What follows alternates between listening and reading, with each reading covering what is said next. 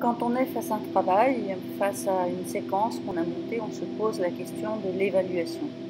Donc il y a plusieurs possibilités. On peut parler de l'originalité, de la personnalité, de l'engagement, des compétences et des capacités. Quand on regarde bien ces différentes possibilités, il y en a qui sont de l'ordre du constat. Je constate que tel élève a la capacité de travailler en volume ou en relief.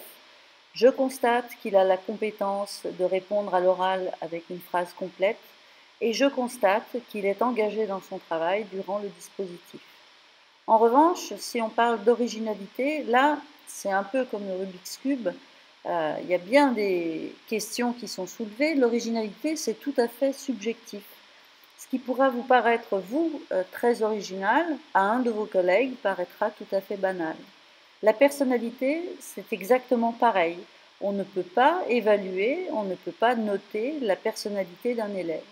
Donc, c'est la raison pour laquelle il faut bien distinguer ces deux types de critères dont les deux, originalité et personnalité, sévissaient autrefois et de manière injuste sur les élèves.